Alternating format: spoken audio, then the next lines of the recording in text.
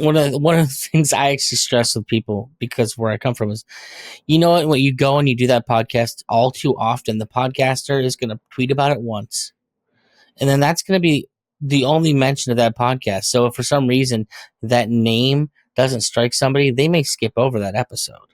Like, I will tell people forever, do the podcast, but what I always recommend is making content out of other people's podcasts yourself.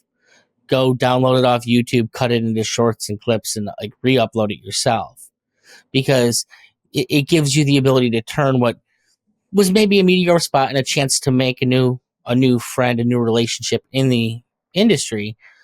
But it also allows you to turn that into content that's going to be more apt to turn people back towards you than the original podcast itself would be. That does remind me, there's some fellow who does sort of like takes long form things and turns them into clips. And he's like, hey, I would like to do this work for you. And I was like, yeah, possibly. Yeah, let's talk about it. And I need to follow up on that. I do that work myself too. So I would do it myself, except I don't want to. Oh, believe me, I get it. So when I do it, I usually get paid pretty well for it to get over the I don't want to do this. That makes sense. Yeah, for that, I think it'll be another revenue share thing. It's like, okay, if we can measure exactly, okay, these clips turn into these sales because it's this kind of link, then hooray. Yeah. So you guys, sounds like, are definitely deep down the rabbit hole on your analytics then also. Ish. No, I mean, that's another. Well, if you're talking about tracking where individual sales are coming from, like, you have to be paying attention, I guess, at least a little bit. We try, and a lot of that is just looking at, like, a Twitter post. I can see, oh, hey, how many people clicked this? And we can see on our website, okay, what kind of traffic are we getting? But that's, and when I print bookmarks, the QR code there is, a specific trackable QR code. Bookmarks people don't scan QR codes on bookmarks. The bookmarks look good though.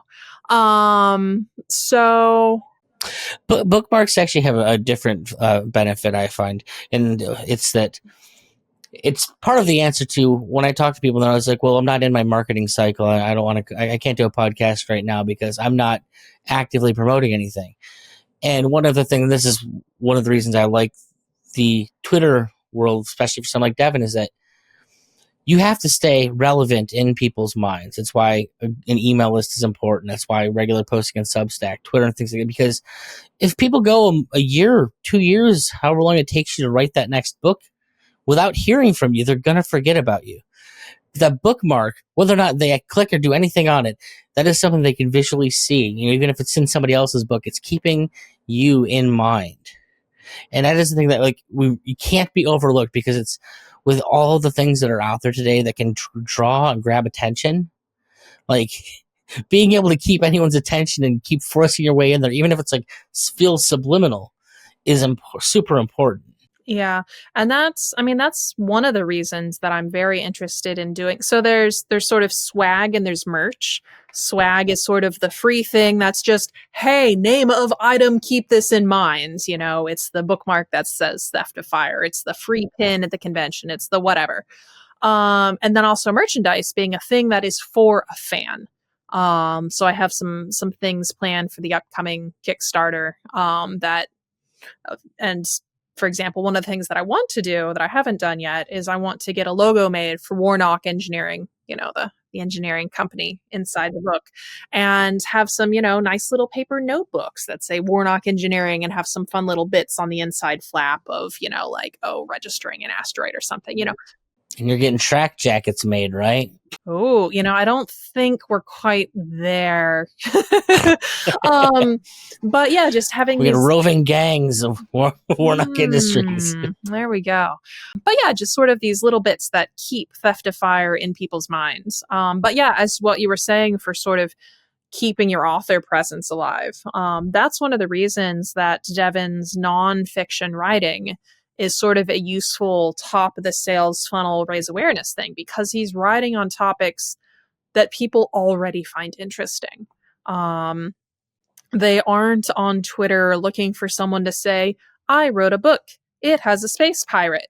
Like, they don't want to read that tweet. They don't care. Who are you? Who are you? Why should they care?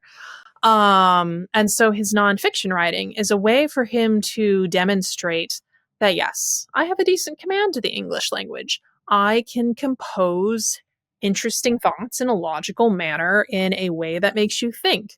And it's like, not everyone who's reading this, in fact, the vast majority of people who are reading this are not then going to say, aha, I'm going to purchase your fiction writing immediately or even next month, because they might not even like fiction books or science fiction books. Well, marketing is long tail. We're not hard at sales. We're about planting the seed, becoming ubiquitous in their lives, so that like eventually, like I've been looking at this thing for years. I've got to pick it up.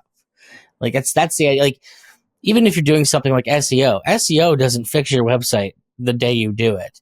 Like you're talking 6 months from now, you might actually start reaping benefits on getting your SEO locked in, because it takes that long for Google to learn how it fits into like its own ecosystem and let the algorithm work. So it's definitely having like the long distance runners mentality, the marathoners mentality about marketing, and being able to say like, I know I don't see it now, but I know in the long run this is going to be useful, is something that's you're either have and can deal with, or you're going to be sad a lot of the time when you're trying to sell. Well, I'm halfway in between. Sad a lot, because so often Devon will get replies to his tweets and people like, wow, I'm gonna have to finally get your book one of these days. And I'm like, yes, you do. Just you're gonna enjoy it. Should have bought it Buy 6 months ago. And it's so frustrating. Just get it. It's great. And another thing you mentioned, I want to bring up, because you mentioned it and I didn't, and that's something that I've certainly been bringing up recently a lot on the podcast.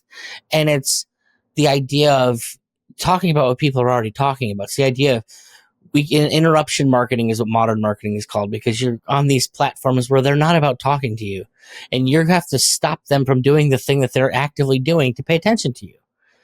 And the best way to do that is to create the content that draws them in already. And so what we say in marketing is you're trying to enter the conversations they're already having in their heads. And then you maybe pivot at some point if you want to do the hard sell. But the idea is, if you want the attention, you have to talk about what they want to talk about. Like that's how you manage that. So I'm just excited I've heard somebody other than me say it on the podcast. And it of course makes sense that there's a term for this. We've just sort of fallen into this and are probably reinventing the wheel in 6 million different ways. But yeah, no, that's, if anyone watching this takes away anything, it's that you have to be thoughtful and you have to be intentional and you have to consider your audience. Where are they right now? What are they thinking? What do they want? Are they even the audience you're wanting to be talking with? A lot of marketing is saying, hey, people who would like this, here this is. But also you want to be pushing away the people who wouldn't like your product. If a person wants a super, super spicy Christian romance, don't read Theft of Fire. It's not that. Okay. Thank God. Please. Or there's, yeah. So it's, if someone wants the political polemic that will tell people off for how dare you use air conditioning, here's a picture of the hellscape that, humanity will face because we dared use slightly too much carbon, you're gonna be disappointed by Theft of Fire. Don't read it. Go read something else. So be intentional in who you're talking to, who you're pushing away. And even, something like Theft of Fire, it does have a very broad appeal, but we sort of market to a more narrow band. You've seen Devon's tweets. They are not for everyone. There are more people who would like his book than who would like his tweets. But not the entire science fiction reading world is going to be exposed to his tweets. So our goal is, okay, well, people who would like his tweets, they'll read Theft of Fire. They will love it. Their coworker who would be put off by his Twitter presence, they're going to be, you read Theft of Fire and you tell your coworker, hey, Bob, I read this. It's so fun. You're going to love it. And then Bob doesn't need to know it. Yeah. Yeah. So Signal to noise ratio, you put out there for the optimum. If you put out there for the avatar, these are the people that are going to love this more than anything.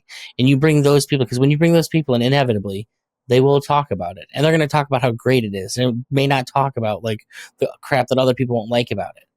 So like when other people who aren't, the whatever side of the line person that's not going to like this, they're getting it. Oh, there's a great science fiction story and I like that.